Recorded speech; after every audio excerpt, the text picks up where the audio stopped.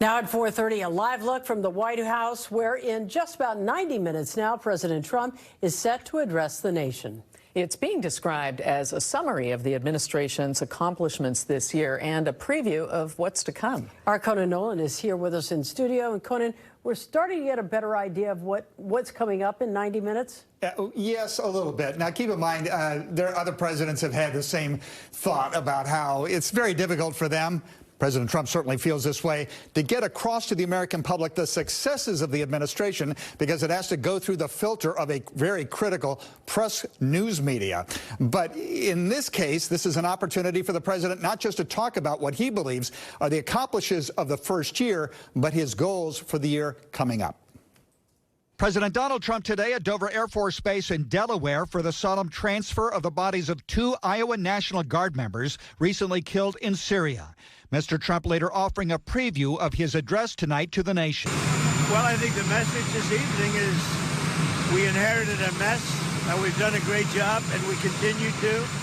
And our country is going to be stronger than ever before very soon. The speech comes as a new Gallup poll indicates only 36% of Americans approve of his handling of the economy. The results similar to other surveys, which Mr. Trump has said he doesn't believe, at times calling the issue of affordability a hoax perpetrated by Democrats.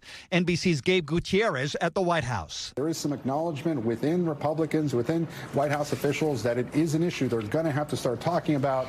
Will be interesting to see exactly how he threads that needle tonight. The president is expected to talk about Venezuela. In a post this morning, he announced a complete blockade of all sanctioned oil tankers going into and out of that country, which Venezuelan President Nicolas Maduro called piracy by the U.S. No war for oil. The address comes after bipartisan blowback for the president's comments over the death of Hollywood mega producer Rob Reiner and his wife Michelle, where the president said the pair were bad for the country because they were critics of his.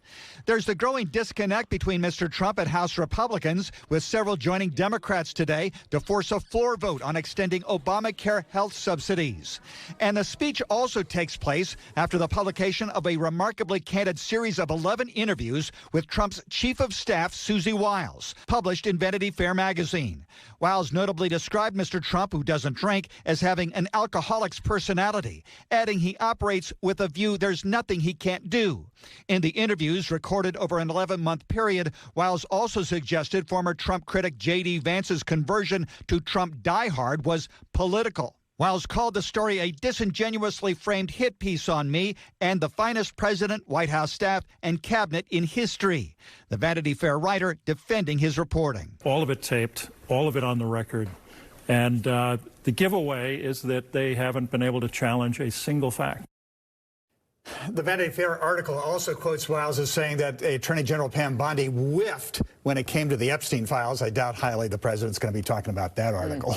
Conan, why now? Is there any significance to the timing of this? Supposedly it's at the end of the year, so he wants to go over his first year. I think the president's very sensitive to these polls that we've been talking about.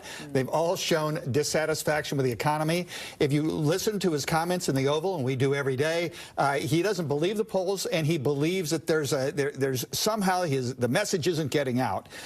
Some have connected his response to that of Joe Biden. If you remember, Joe Biden kept saying that inflation was transitory and that essentially that things are better than people believe they are. But Mr. Trump seems to be saying a little bit of that. I think that's one of the messages he's going to have tonight, is that, listen, we're doing our best and things aren't as bad as the polls indicate. At least that's his hope. We'll see, and it's a brief speech. Brief. We understand it's under 15 minutes. That would set a record for one of these nationwide addresses, really, at the end of the year at least. All right. Thanks, Conan. My pleasure. You can watch live coverage of the president's address right here on NBC4 beginning at 6, and that will be followed by the NBC4 News at 6 right after the address.